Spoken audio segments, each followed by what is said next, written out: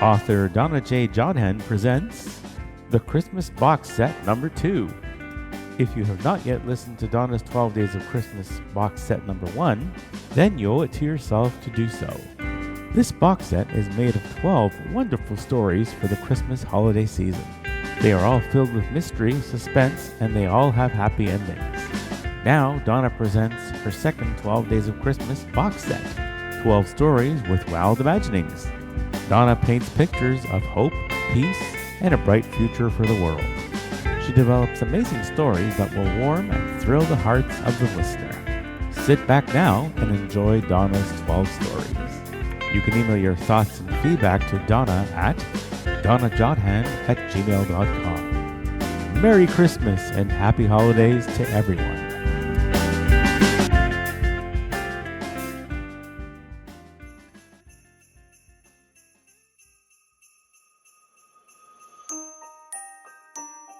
Ho, ho, ho, everybody. I'm author Donna Jodhan, also known as Detective DJ. And I sincerely hope that everybody is enjoying this wonderful holiday season, greeting each other with peace, with love, with joy, sharing all kinds of things with each other. And now it is time for me to introduce to you the third episode of my 12 Days of Christmas box set. I have already shared with you the first two episodes, and I'll give you the names of them again. The first episode was Santa's Special Christmas Sleigh was the first episode, and the second episode was the President's Christmas Packages. I hope that you had time to sit down, relax, and listen to them. And now it is time for me to introduce to you the third episode of my Christmas box set. This one is called Santa's Super Christmas Kids. And here is a description. And Santa has been working on this special mission for some time now, and he has enlisted the aid of his special kids. And he needs them to accomplish this mission. He has set out to do something very different for this year, because this is what Santa does every year. He always tries to find something different to do. Yes, indeed. So, there are some evil ones who are always plotting to try and thwart Santa's missions. But at the end of the day, they always fail, because Santa is a very smart guy. And for this year, his super kids are going to help him. He's not going to allow anyone to thwart this mission. Find out how Santa uses his special powers to overcome all adversity. And his super kids are all on hand to see it all happen. All right, so here we go. Part 1. Santa assembles his super kids for a special mission. Santa has always wanted kids from around the world to help him at Christmas time. And after a year of dealing with a very bad back and a broken leg, it believes that this is the perfect year for him to do this. He sustained his bad back while skiing with his reindeer in early January. And then, to add insult to injury, he broke his leg while skydiving with his friends and family in Hawaii in the spring of this year.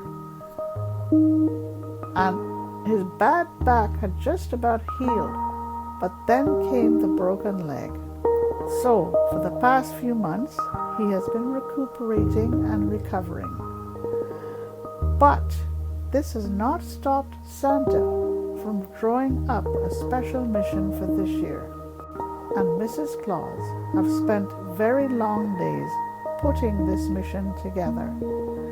And now they feel that they have one to put into action.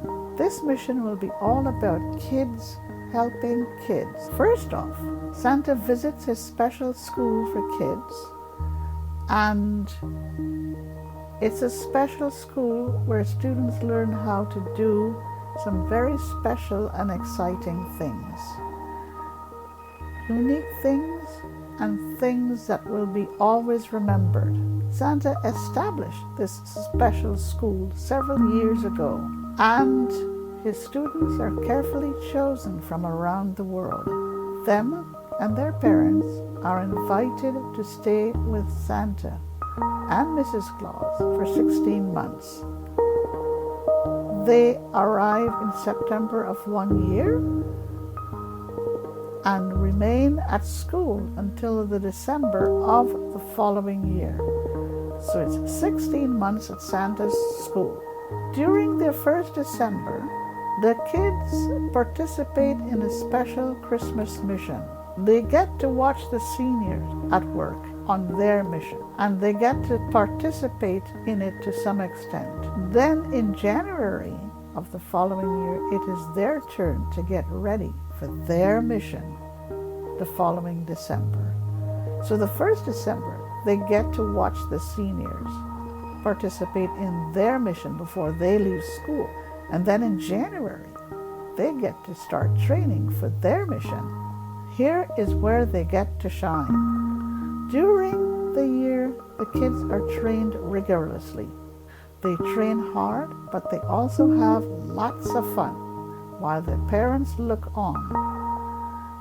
But they are not allowed to interact with their kids while they are being trained at Santa's school. Santa has made very sure to make the days of the kids as normal as possible, just as if they are actually at home. They wake early, eat with their parents, and then say goodbye for the day. And they return in the mid-afternoon to their parents and spend the rest of the day with their parents. There are after-school activities where the kids bond with each other, and on the weekends there are outings and field trips for both parents and kids, and anyone can participate. Sundays are rest days.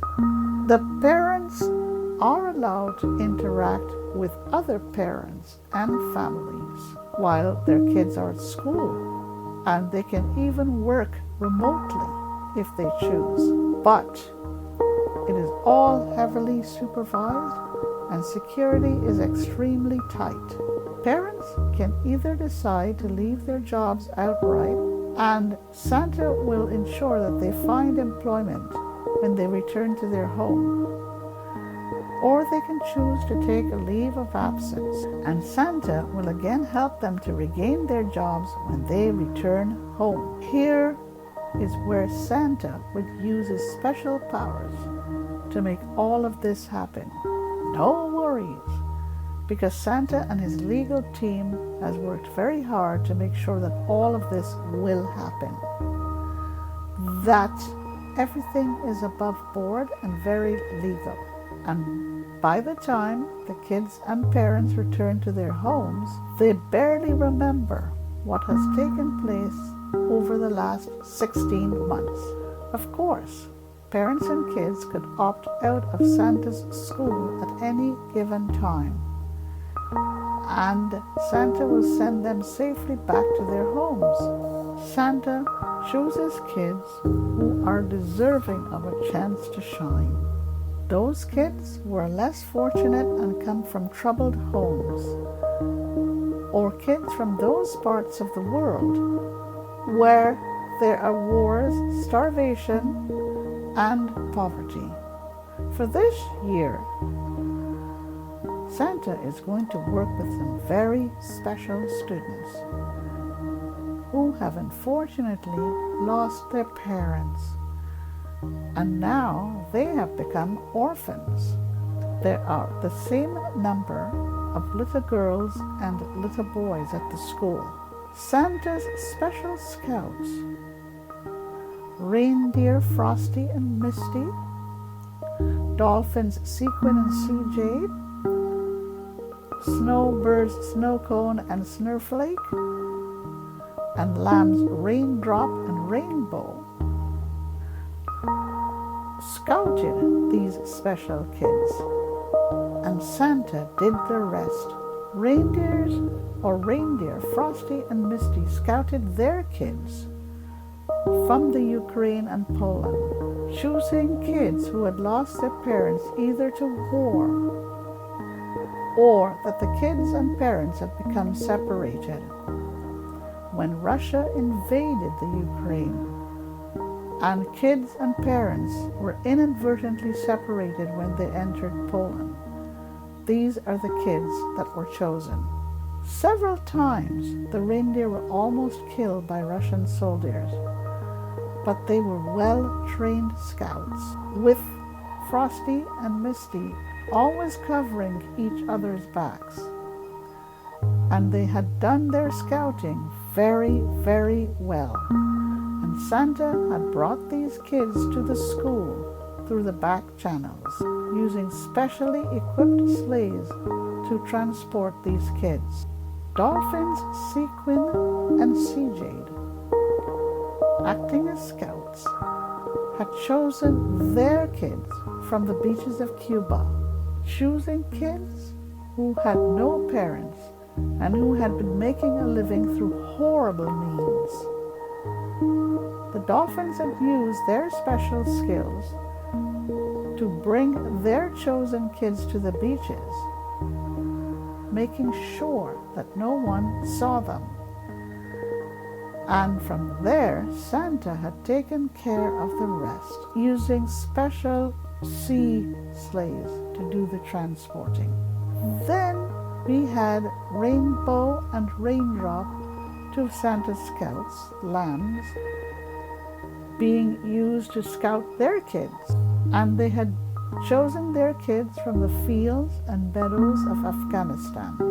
First, they played with the kids who they discovered had had no parents. And then Santa had used his special sleighs to transport these little kids to his school. Snow Cone and Snowflake had had lots of fun with their scouting assignment.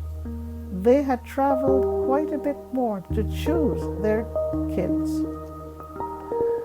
They had visited several countries around the world, scouted many kids, and these kids were less fortunate. And then they had chosen those with no parents.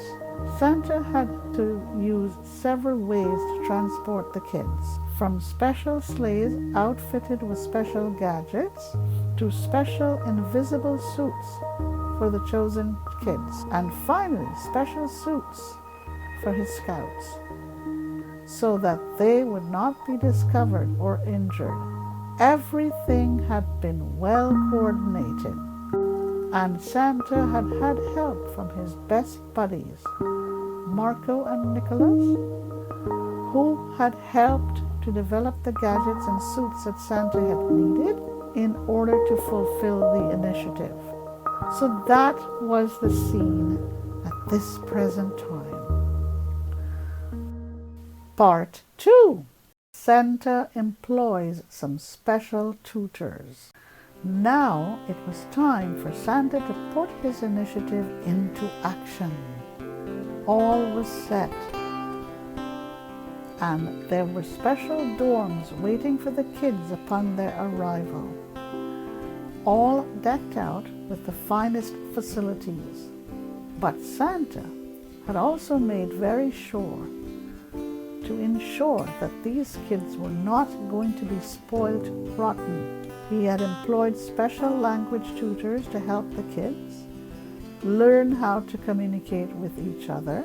He had had round-the-clock nurses and doctors to take care of flus, coughs, and colds, and any other medical emergencies. And the reindeer, headed by Rudolph, had given the kids singing lessons almost every day, and other reindeer had taught them how to drive sleighs, navigate large areas of the world, and maneuver the sleighs in tight spots, drop parcels in specific homes, and how to use special gadgets in emergencies, such as bad weather, rough seas, or any other type of emergency.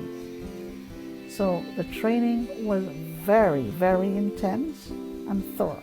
The kids had attended fitness classes daily, but for most of them, their favorite part of the training consisted of learning how to do such things as how to do air acrobats, play hockey in the air, and play soccer in the air, play air basketball and air skate. Those were their favorite activities. And how to race against the stars. Oh wow. The kids also loved the sea training classes. They learned how to drive sleighs on the surface of the sea, how to surf rough waves, okay, that was very important, and how to sea skate, and how to play sea games. Oh wow. The kids were divided into two specific groups. One for driving sleighs by sea and the other for driving sleighs by air. But both groups also had to learn how to operate the sleighs while on land. Santa and Mrs. Claus were the kids' favorite tutors, especially Mrs. Claus, who taught the kids how to package and hand out Christmas goodies. They also taught the reindeer, who taught them all the air activities. The dolphins, who taught them the sea skills, and the snowbirds, who taught them how to use the special gadgets. Truth be told, most of these kids were not too keen on singing classes, but Santa insisted that they should learn. And in time, they learned how to enjoy these singing lessons, play the harp, and play the violin. The kids also loved the lambs, who taught them how to prance and dance. Yes, they loved their little lambs, and they also learned from the lambs how to run like the wind. Kids and lambs became very close friends, and for the most part, every single kid was simply mesmerized and awestruck to be at Santa's special school. They simply did not have much time to miss their lost parents. And as they laughed, smiled, and made friends with each other, and ate and drank so many different goodies. But there were moments when a kid would grow sad, and they would miss their homeland and cry quietly for their missing parents. But Santa, Mrs. Claus, and Rudolph were always on hand to comfort these little guys. One time, one of the kids fractured their ankle, and another time, another kid came down with measles, and yet another time, one of the kids broke their arm. But Santa's medical team took care of things, and said kid was soon back to normal. These were all special kids being taught by special tutors. From Santa and Mrs. Claus to reindeer, dolphins, snowbirds, and lambs.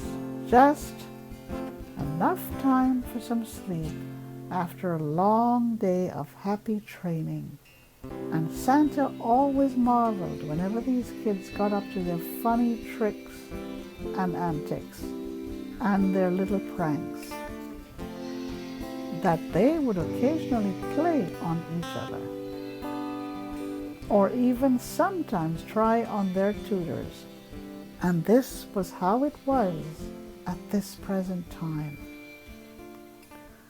Part 3. Secret Guests and Special Gadgets. By the end of August, the kids were almost ready for their very special Christmas mission. But Santa had not really told them very much about this mission. Some of the older kids had begun to wonder and speculate, but neither Santa nor Mrs. Claus nor the tutors would tell them anything.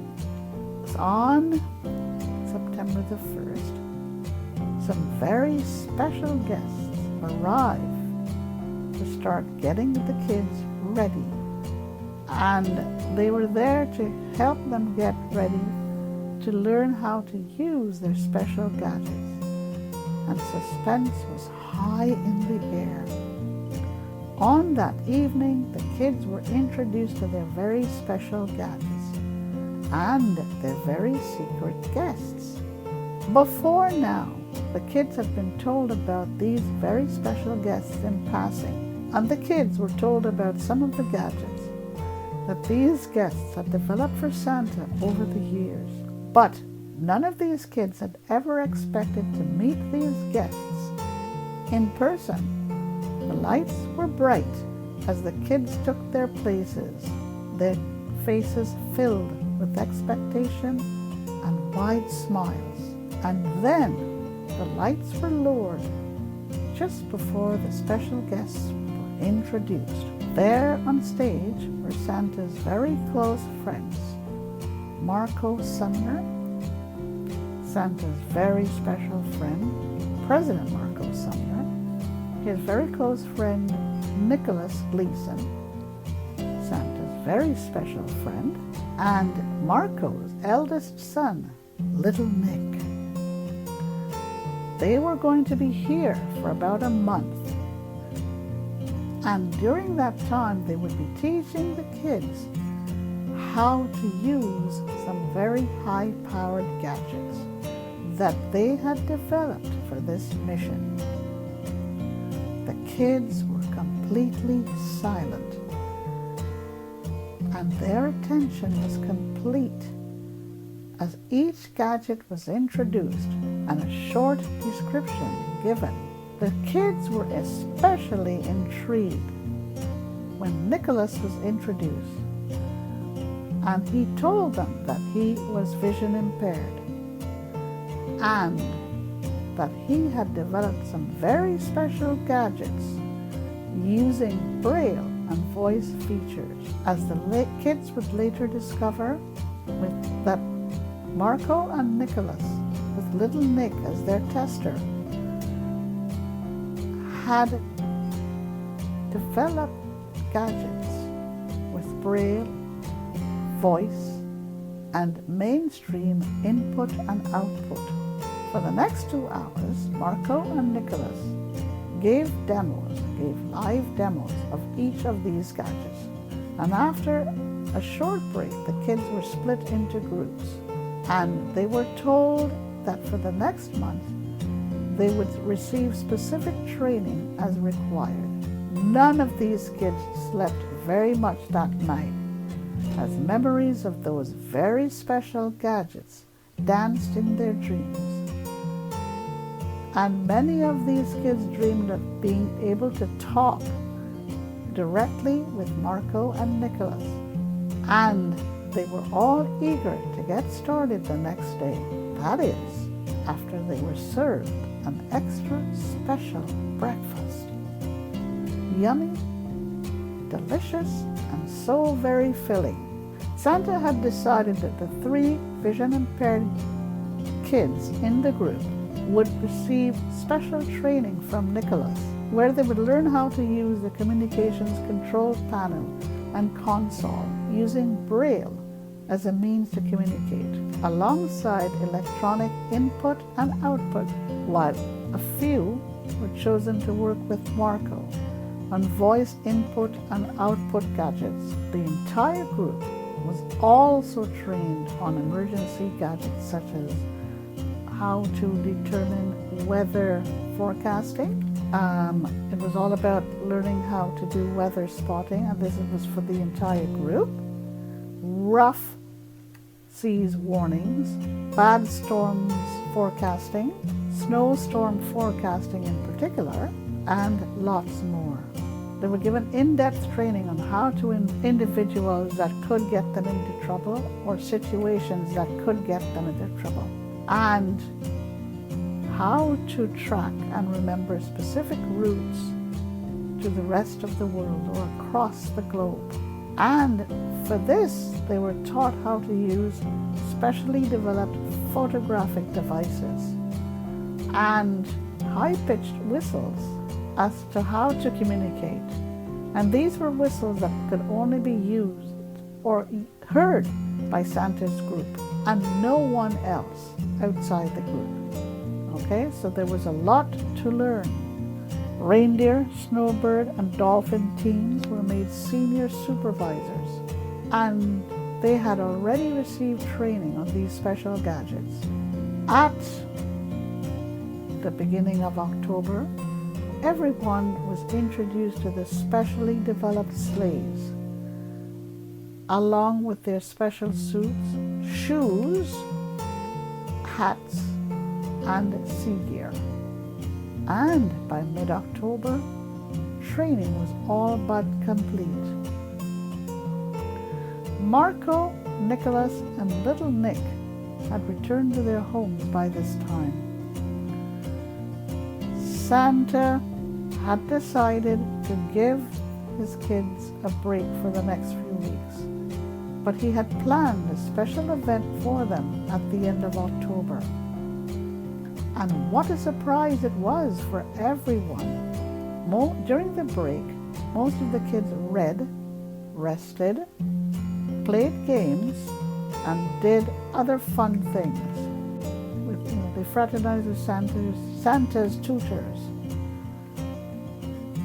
For their part, the reindeer had taken time to catch up on some well-deserved sleep. Snowbirds readied their gadgets and relaxed around the compound. Dolphins spent time swimming in the ocean, and the lambs had stayed close to base, just enjoying themselves. As for Santa and Mrs. Claus, they too relaxed, played chess, played card games, and did other fun things as well. And they took long walks around the North Pole, or around their complex at the North Pole. And they enjoyed the fall colors and chatted with their reindeer, snowbirds, dolphins, lambs, and all the other tutors and helpers. They also took bike rides and boat trips, and at night they polished and repolished plans. For the end of the October event, they also were doing preparations for this, and they also were preparing for their Christmas mission. The North Pole complex stayed quite busy, and Santa may have misjudged something that would come back later to bite him. Now we wait to see what happens next. Oh yes, and this is what it was at this present time. Part 4. The Playground Meetup. Preparations had begun to take shape before the Playground Meetup event. Reindeer could be seen decorating the massive playground, while dolphins and snowbirds could be seen rehearsing. And the lambs were kept busy helping the kitchen staff to load trays and lay them out around the playground, while the kids were kept away from it all, in order to create a grand surprise for them. Then the evening was here, and at around 5 p.m., Santa's rich, booming voice came on the intercom, telling the kids to make their way to the playground. They practically fell over each other in doing so, racing each other and laughing with delight as they went. They were greeted by Santa and Mrs. Claus at the doors and given huge bags of treats. The reindeer helped to make sure that the kids stayed focused. As one of Santa's musts was that the kids had to have discipline at all times. Although from time to time he did allow for a bit of straying, but that was it. As the evening progressed, it soon became evident to the kids that this event was going to be a Halloween ball. Santa and Mrs. Claus had obviously dressed up as themselves, but reindeer, dolphins, snowbirds, and lambs had all dressed as Disney characters and clowns. Even the kitchen staff and guards were wearing costumes, and there were some other folks whose faces were unfamiliar, roaming around and chatting with the kids and everyone else. As they would often say, no one is perfect, and everyone is prone to making at least one huge mistake in their lives. And this is exactly what Santa had done on this occasion. However, and upon reflection, Santa had let his guard down for one horrible minute, and the rest had become history. Santa had always made it a tradition to put ads in the local newspapers. Those within comfortable distance of his North Pole complex, and he offered to cater for his special events. And for this occasion, he had done just that.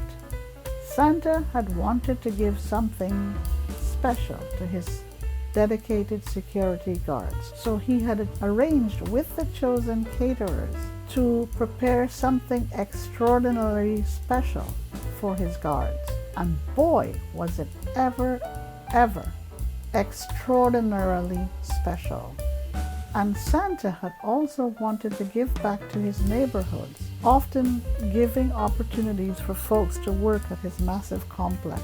And Santa was eternally grateful for the support that he had received from surrounding neighborhoods. On the afternoon of this special October event that Santa had held for his kids and his tutors, the caterers had arrived in their vans loaded with all kinds of foods for Santa's hundreds of security teams. So the vans had arrived. The food had been unloaded by the caterers, and they had helped to set up tents and tables for the security guards. As Santa and his senior security staff had later reflected, no one had really paid attention to the caterers, as they had set up, served, and mingled, because they too had worn costumes and had blended in very well. But at the same time, they had also done other things. The evening had been a smashing success. The kids had thoroughly enjoyed the shows and loved it best when they were given costumes to wear. They were even asked to come up on stage and encouraged to dance, sing, and just be themselves. The tutors also had lots of fun, just mingling with the kids and with each other. It was more than enough. And they too had been asked to come up on stage and do a little skit, as Santa had prepped them beforehand, that he would ask them to do so.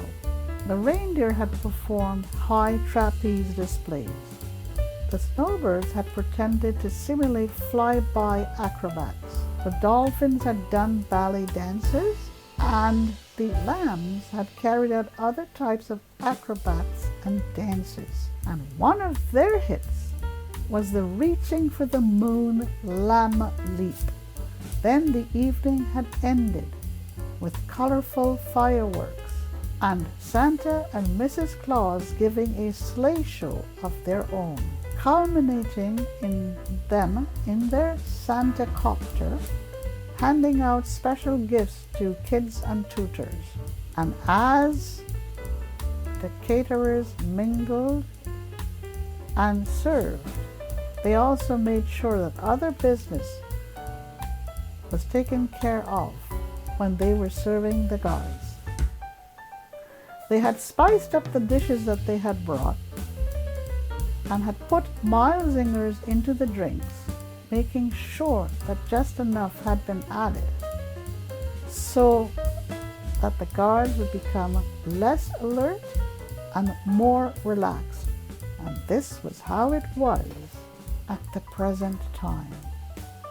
The guards were now eating and drinking spiced up food and drinks with mild zingers. Part 5. Some hidden watchers and listeners. It was just a stroke of luck that had enabled these caterers to pull off a serious surprise. Far away and across the world from the North Pole, the three wise men, as they called themselves, Santa's constant enemies, and always trying to thwart Santa's special Christmas missions, had somehow read about Santa's ads looking for caterers to cater an end of October event. Then the heads had begun to spin with ideas, and soon they had one. First, they had to find a way to be the caterers to Santa's end of October event, and this had proven much easier than they had ever expected. They had answered Santa's ad, and lo and behold, Santa's team had accepted their application. They had traveled to one of the neighborhoods in disguise, scouted out a bunch of folks looking for work, paid them a boatload of cash, and had told them exactly what they had wanted them to cater. They did indeed provide a very sumptuous feast, and the would-be caterers had been given bottles of spices and told to sprinkle the food and drink liberally, but not too much with the contents of the bottles. They were told that these spices were meant to help enrich the taste of the food and the drink, and the innocent folks had believed it all. On the evening of the event, the three wise men had dressed in clown costumes and had had no problem riding in the vans and then gaining entry to the playground. They came with gadgets to take photos and images, record conversations, take short videos, and much more. They had skillfully hidden their gadgets in the pockets of their costume, which had been sewn into the inner lines of the costumes. Their main mission was simply to gather info and then to go away and use the info to develop ways to destroy some parts of Santa's massive North Pole complex. As the evening wore on, the three wise men could not help but become more and more envious of the festivities and more jealous of the big man in the red suit. They just wanted to destroy Santa Claus forever. The three wise men had managed to capture hundreds of photos and had made multiple mini videos and recording clips. They had also managed to chat with several of the kids and had asked them skillful questions in order to learn what the kids were doing there and how long they were going to be there. The kids had readily answered their questions, not even thinking about who these men were. The three wise men had even managed to find their way to the main foyer of the building and had taken photos of some of the offices, some of the kitchens, and one of the grand dining rooms. They had just decided if they should mount one of the main staircases when they heard voices, and they had hidden in close-by cupboards until the voices had come and gone. Too close for cover. And then they were back outdoors when one of the wise men had noticed a huge red and white building with the words Santa's School written on the front. They had walked quickly to the building and did not have any difficulty entering. And then they had spent a lot of time there taking photos and notes. Several of the kids had chatted with these three wise men about their time being spent at Santa's school. So they had decided that it was a good idea to go into this building. And then it was time to withdraw and return to the playground.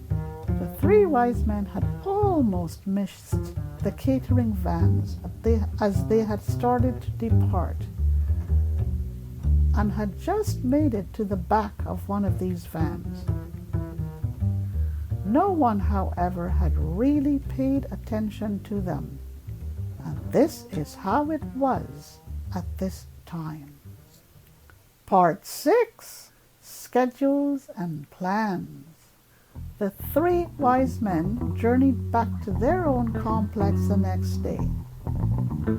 The journey was quiet and uneventful, but any observer would quickly notice that these three men were very, very cocky, full of themselves, and eager to succeed against Santa. As for what was going on at Santa's complex the following day, the kids had been given the morning off, but in the afternoon Santa had called a kids' meeting, and kids and tutors had assembled in the large auditorium of the school.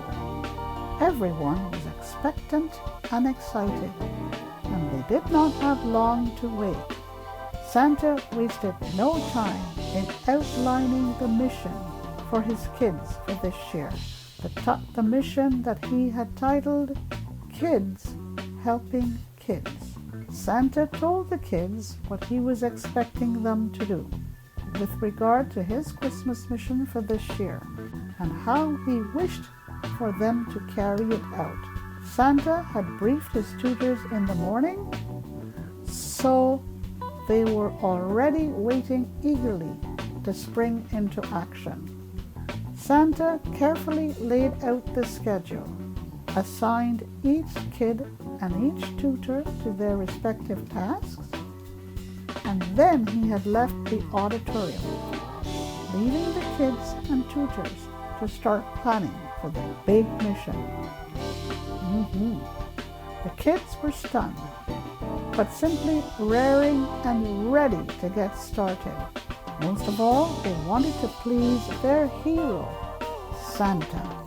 Lots of work needed to be done before the actual start date, and Santa had to ensure that his security teams were ready as well, as the success of all of his initiatives depended heavily on the work of his security teams. So while kids and tutors were left to discuss, Santa and Mrs. Claus spent time planning with the security teams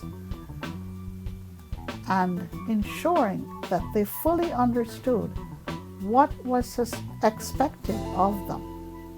Far away and on the opposite side of the world, and far away from the North Pole. Others had also started to plan. But there was a marked difference in the two sets of plans. For whereas the North Pole was filled with discussions how kids were going to help other kids, the other side of the world was busy coming up with ways as how to destroy important parts of the North Pole. The three wise men rose early the following day after returning to their complex. They breakfasted lavishly, went swimming in their large indoor swimming pool, and then they and their cronies had settled down to the business at hand. It did not take very long for this group to decide on a potential target. They believed that they had the info to do what they wanted, plus much more.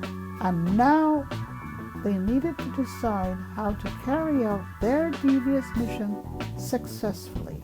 The three wise men all felt that it was time for them to score the big victory against Santa. It was long overdue, and it was time to stop Santa from bringing Christmas to the world. They were simply sick of Santa's goodwill and cheer. The three wise men first made the decision to target Santa's school. Then, if they could, they would next go after Santa's guard complex, where the hub of Santa's security was located. The second target would probably be much more difficult. So, it was decided to try for Santa's school. How proud Santa was of his special baby, and how much it would hurt if his school were to be destroyed. Oh yes, the three wise men smiled broadly, with wicked expressions on their faces, and they rubbed their hands with glee at the thought of great success. Oh yes, great glee and delight at the thought of success. Now it was time to get down to serious business. When to do it? By end of third week of November at the latest. And this would not give Santa much time to recover from this big blow. And the three wise men thought that this could be enough to stop Santa dead in his tracks and to force him to postpone this year's Christmas. What exactly to destroy? The school, the dorms, and surrounding school buildings. Take the kids hostage? Only if it was possible. Kill the kids? Only if there was no other alternative. For believe it or not, these thugs were all fathers and cherished their own kids, who had been safely hidden along with their wives, tucked away in the foothills of a very hidden location that not even Santa knew exactly where. But they knew that at the end of the day, Santa could find their families if he really wanted to. As they often say, sometimes when someone is too sure of themselves, they often end up making very simple errors, and these often lead to very serious consequences. And this is how it was at the present time. On to part 7, Santa's spies. On both sides of the world, preparations continued at breakneck speed. At the North Pole, kids, tutors, kitchen staff, security teams, and everybody else, and the clauses too, worked diligently to get things done. Kitchen staff baked overtime, and then they packed baskets, parcels, and boxes. The elves gathered clothes and toys non-stop from Santa's massive underground storage facilities. And then they packed them into strong Rubbermaid boxes and cases. And then the security teams carefully loaded them onto Santa's huge air and sea sleighs and onto massive Land Rovers. There were practically hundreds of thousands of air and sea sleighs to be loaded, along with as many Land Rovers. And there were thousands and thousands of trucks and vans to bring the loads to sleighs and Land Rovers.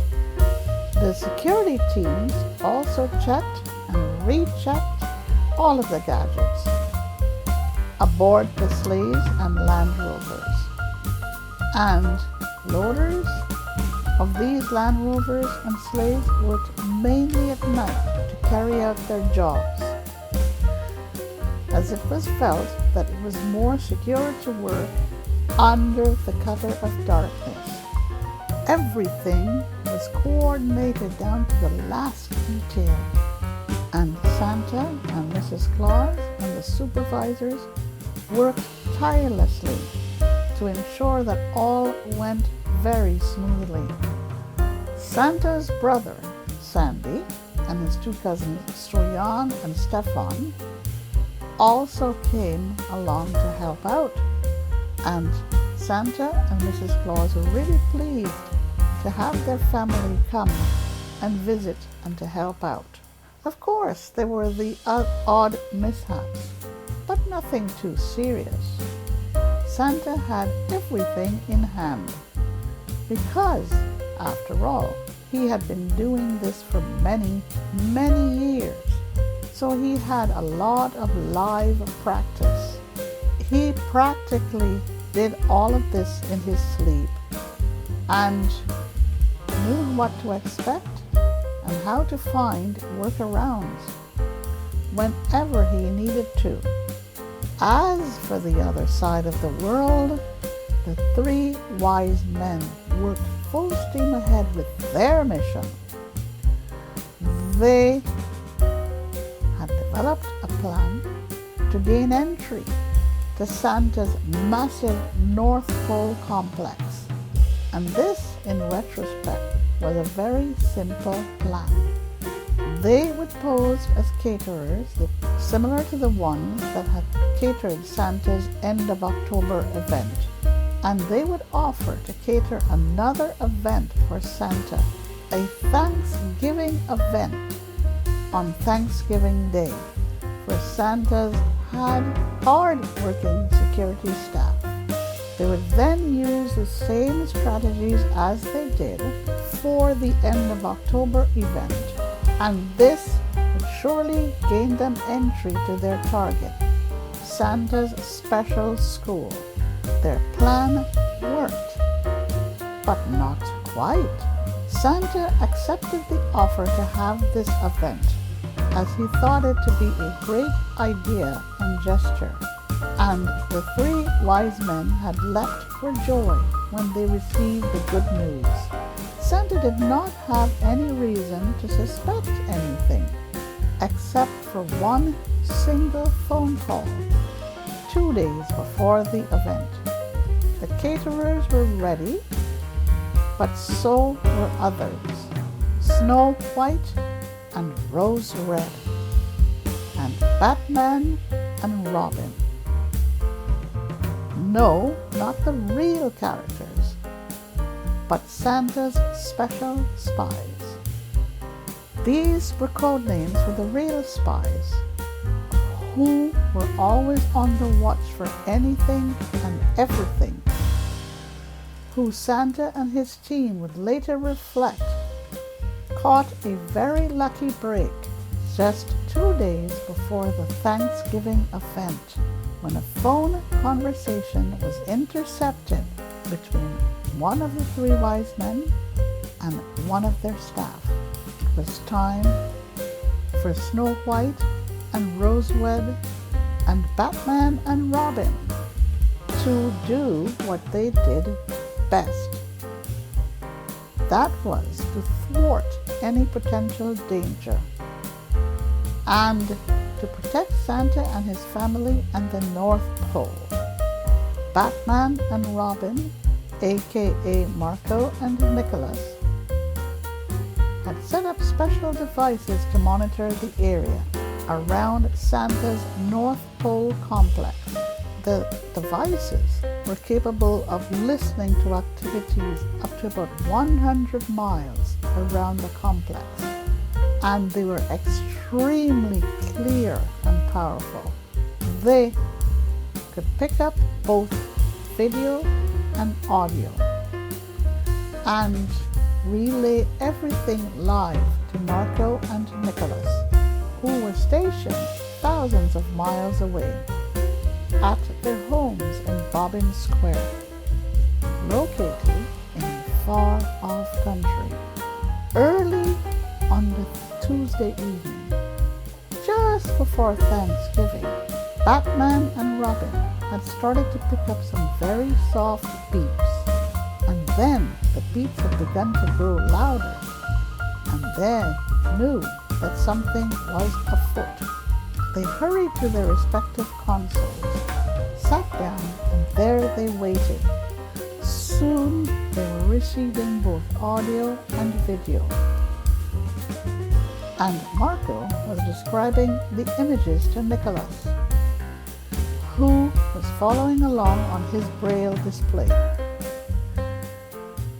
They could see a large white catering van parked close to the gates of Santa's complex, with the words Country Catering stenciled in red on the sides, the back, and the front of the van. And then they began to hear the conversation between one of the wise men and one of the staff, with the wise man giving instructions for the staff to make sure that spices were sprinkled liberally over the food and drink before they were served. The 2 knew immediately that this was not good, but before alerting Santa, they wanted to see and hear more. The van had stayed in the same spot for the entire night, and Nicholas had managed to discover the location of the one who had made the call. The caller was located in a close-by hotel, and now it was time to act. Marco and Nicholas contacted Snow White and Rosewed, aka Santa's very special mermaids, Jamie and Mallory, who you met in a previous episode. And soon they were on their way from the very secret base. Their mission?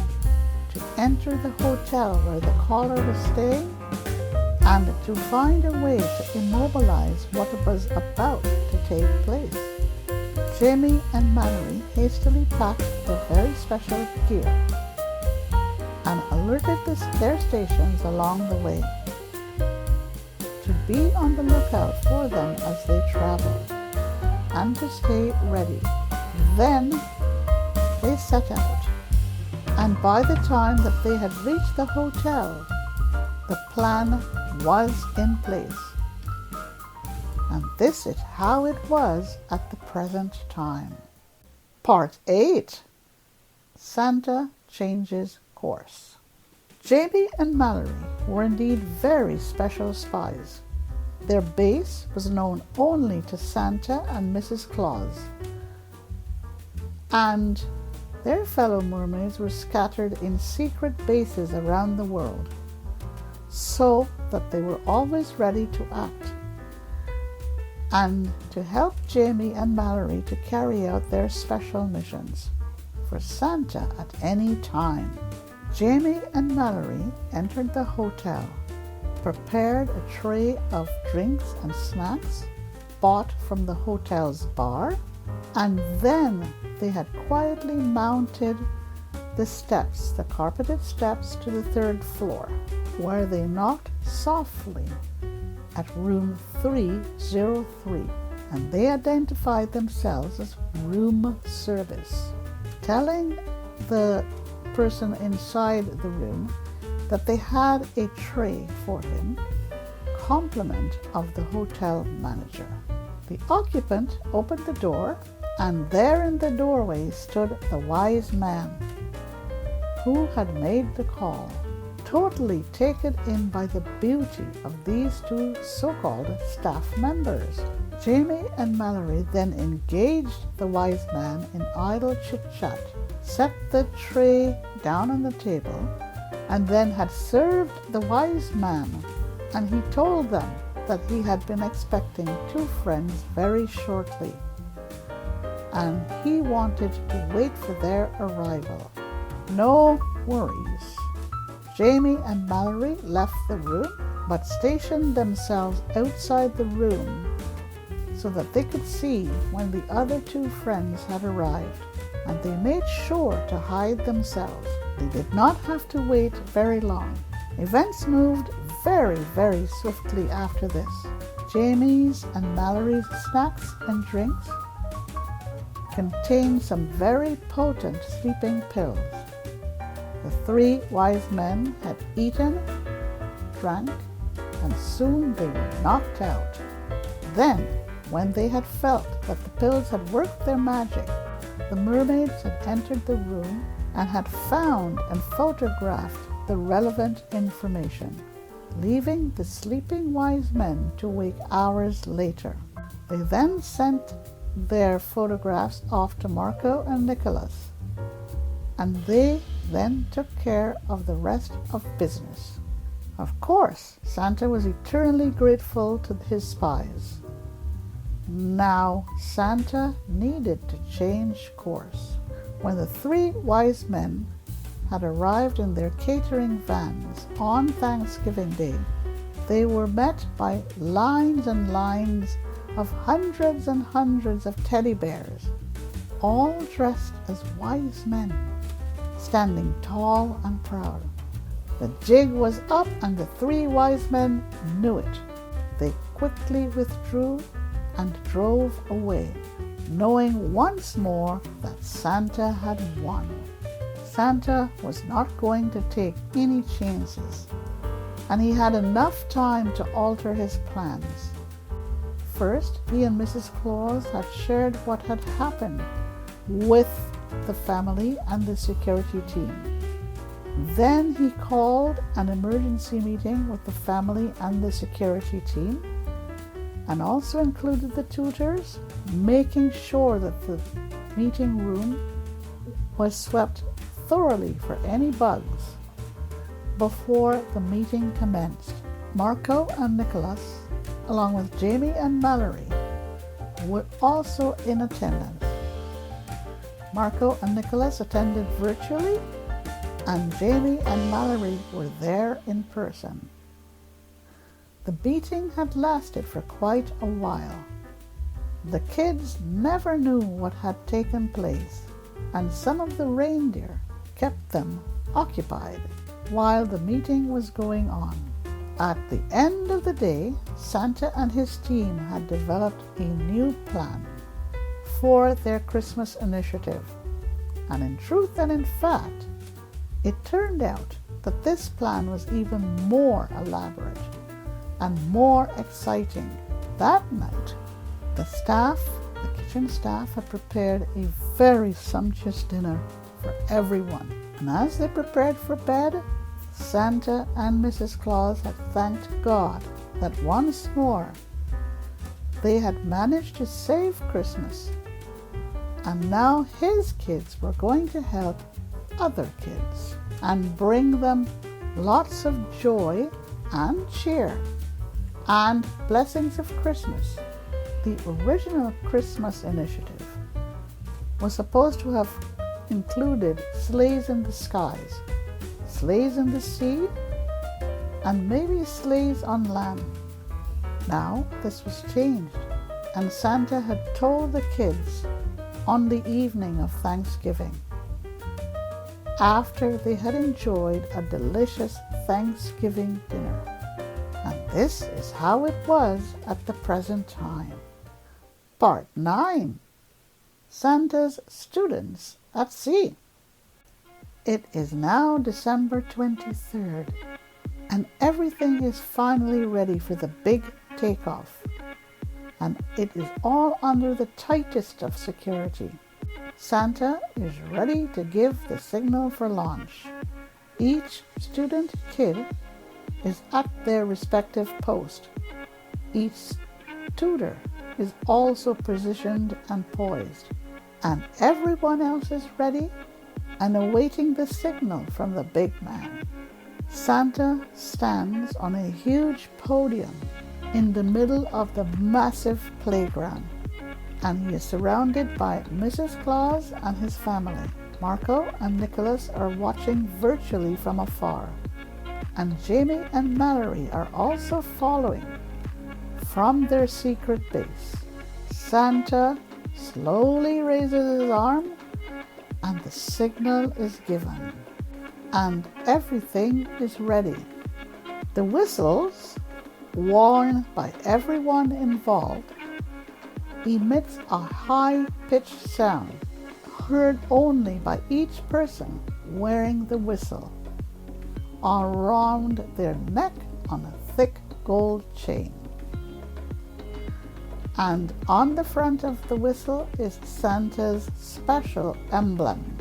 The whistle itself is a pure 21-karat gold whistle, and the emblem is in the bright red color, Santa's special color, on a white background. Every kid who has attended Santa's special school receives one of these special whistles before they leave the school. Santa watches with absolute delight as each sea sleigh begins to move, and sleighs from all around the world begin to move simultaneously on the seas, and Santa can see it all on his large jumbo screens, which are all placed around the massive playground. Santa, Mrs. Claus, and his family all begin to cheer, and it takes about an hour before the final sleigh is seaborne. Santa scratches his thick white beard and smiles broadly at all of those around him. Then he and Mrs. Claus retire to their apartment to settle down for the night, or at least to try to do so. And Marco and Nicholas raise their glasses of bubbly, while throughout the rest of the house, the families bustle around, preparing for Christmas Day. Occasionally, the kids enter the office and look quizzically at the monitors around the room. They stay for a few minutes, but then they return to their own activities outside the room. Then they are taken outdoors to play with the neighborhood kids. Jamie and Mallory also raise their glasses of champagne as they sit at their marble table on their balcony, watching the fantastic launch and smiling with delight, occasionally glancing at a very calm sea below, and each of them praying for good weather for the sleighs and kids. The two mermaids have spent time cooking up a storm of their own, and they will now proceed to enjoy it. They are expecting other mermaids later on for after dinner tea, coffee, cakes, and cookies. For the most part, the seas are behaving, but everyone knows that this will probably not last for the entire time. In general, the night skies are clear, but there are banks of fog in other parts of the world where the sleighs are sailing. And there are also some very serious snowstorms taking place in some of the countries where the sleighs are supposed to visit. But Santa is sure that the kids and tutors could handle it all. In some parts of the world, it is either mid-morning or mid-afternoon, and the sun is either attempting to shine brightly or is indeed shining brightly. And in other parts of the world, it is either twilight or full nighttime. Santa and NORAD have had an arrangement for many years now, where NORAD keeps an eye out for Santa's sleighs, and they lend assistance if required. The sleighs move smoothly and quietly. Reindeer drivers are at the helm. Elf helpers are handing out snacks and drinks. Student kids are checking and rechecking their gadgets under the watchful eyes of their tutors. As they travel, they see large schools of fishes who stand and salute the sleighs as they go by. And they do this with their fins and tails. The kids and others return their waves and salutes. And then there are the seabirds who raise their flapping wings in salute. And many of the kids marvel at the shared beauty of both fishes and kids. And they are left to wonder, how do these fishes and birds know about them? Do they know where they are sailing to? The stars also salute the sleighs as they go by, winking and blinking at the sleighs, and doing their own star dances to the delight of the kids and everyone else. Even the moon does her thing, shining brightly to light up the seas around the sleighs. And not to be outdone, the sun sends golden rays upon the sleighs. Then the reindeer show commences during or midway during the journey. And this is where Santa's specially trained reindeer team puts on a show never to be forgotten. Reindeer and kids combine to play air hockey, air soccer, air acrobats, and all kinds of other air activities. They do air dances as well, and air skating acrobats. The kids have all been trained for this particular event ever since they had started school. And now it is time to show off their skills. And as the sleighs sail along, the shows continue. But then everyone receives a signal that it is time for the final segment of the trip to take place. Santa's rich, booming voice is heard loud and clear on the sleighs, as at the same time as they all prepare to do a land. It is time to get down to the big business at hand. Each individual sleigh receives a special signal from Santa, directing them to dock and to start the final phase of their mission. And this is how it was at this time. Part 10. Santa's drones and electronic birds.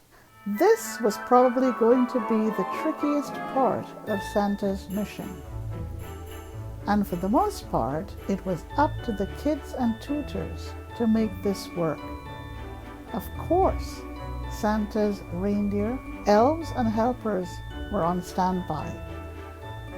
And they also ended up helping the kids with hundreds of thousands of sea sleighs stationed along sea coasts of the world. And now Santa's drones and electronic birds were ready for action, and Santa had spared no expense to make everything right. Unmanned drones had started to take off from the sleighs, traveling invisibly to those targets that were previously predetermined for drop-offs. And kids, tutors, elves, and helpers all combined to manage these very special drones that had recently been developed by Marco and Nicholas, along with some very high-powered technical teams. The drones had performed magnificently and had no problem managing their drop-offs. They had found their targets without any difficulty, and kids on the ground were absolutely surprised when they saw packages and parcels unexpectedly dropping from the skies and landing at their feet and around them. They never heard the drones coming or leaving. Only the sound of ho, ho, ho could be heard after the packages and parcels had been delivered. The electronic birds had also been developed by Marco and Nicholas, and these birds had been equipped with photographic memories and programmed to drop packages and parcels down chimneys and as close as possible to their targets. Santa's electronic birds wore special suits of electronic feathers, and what made these birds unique was that to the naked eye they were invisible, but they were dressed in varying colors of white, red, gold, and green. The red birds dropped parcels and packages down the chimneys of homes. The white birds dropped packages and parcels at hospitals and orphanages for kids. The green birds dropped their loot at soup kitchens and food banks for parents of kids. And the gold birds had dropped their loot at kindergartens, nurseries, and schools. And like the unmanned drones, they too had emitted the sound of ho, ho, ho after they had dropped off their parcels and packages. Santa and his team, his family and Mrs. Claus, had watched with absolute glee and delight as the drones and birds had done their thing, and he was very pleased to see how his kids had performed, expertly handling the Santa drones, and Marco and Nicholas had smiled with delight to see how their special devices were being used. As for Santa's kids, they could not seem to sit still as they performed their special tasks, and the reindeer and elves had to keep them focused a lot of the time. This was a mammoth operation that had spread globally. So many things could have gone wrong, but on the whole, it was a roaring success. After the drones had delivered the parcels and packages, they had magically disappeared into thin air.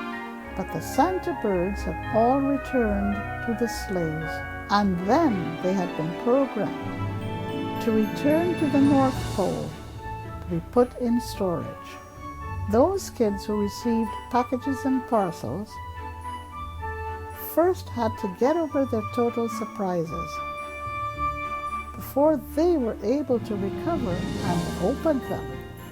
And as midnight had begun to strike around the world, Santa's very high-profile best friend, investigative reporter Josh Reisman, put the finishing touches to the project's huge success. And this is how it was at this time. Part 11. As the world watched. The world had been caught totally off guard, and almost every TV station in the developed world, as well as many of those in the developing world and the third world switched to what was going on in their country. Screens were filled with packages and parcels unexpectedly raining down from the skies. Images also showed packages and parcels magically sliding down chimneys with no one in sight. Who could have done this? Images also showed practically millions of kids from the Ukraine to Africa, America to Australia, Afghanistan to Egypt, Japan to Brazil, England to Canada, Spain to Italy, and India to China, and even in Russia and Iran, being inundated with mystery parcels and packages that were of all sizes and of all colors. Nurses and doctors hurried forward to help kids to open their packages and parcels at hospitals. Staff at orphanages did the same. Those in soup kitchens and food banks could not believe their eyes, and they stood there with open mouths. But soon they had begun to smile and laugh. Many could be seen crying openly for joy, leaping with delight and hugging each other. So many did not even know each other as they hugged and greeted. And the millions of kids, nothing could have described the plethora of expressions plastered on their faces. The news media was quick to report that this was no terrorist attack, no reason to fear any sort of thing. Packages and parcels were completely void of bombs. Then NORAD broke in by stating that it was probably Santa's doing. Yes, the big man was probably behind all of this. The internet was inundated with images and inquiries. And at one time, the internet almost crashed. Social media was literally going bonkers. Most headlines had started to display the words, "Joy to the world," and "Thank you to those who ever did this." And the headlines and images continued to pour in for days to come. No one could have believed what had taken place starting on that Christmas Eve. Church bell rang out for days. Soup kitchens and food banks were simply overflowing with food. World leaders took to the air to pontificate and comment. Almost everybody or everyone had something to say. The images of parcels and packages magically falling from the skies everywhere and in every country around the world was an event that no one could have ever been able to understand, let alone to explain. Food, clothes, toys, medical supplies, and so much more, all for the kids of the world. Their futures would be assured. That was it. And the adults were not forgotten. Worldwide starvation was probably over for the next few decades. Not even the Pope or any other religious leader had an answer to this.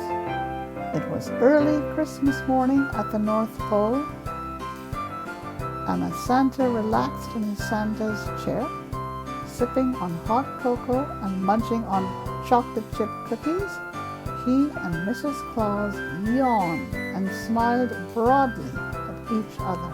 It was time for bed. The Clauses and their families still had a full day ahead.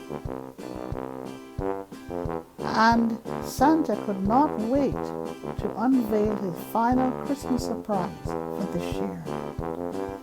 While thousands of miles away on the other side of the world, 3 grumpy wise men sat sulking and grumping at each other, and they were fuming, vowing to each other that Santa would never get away with this.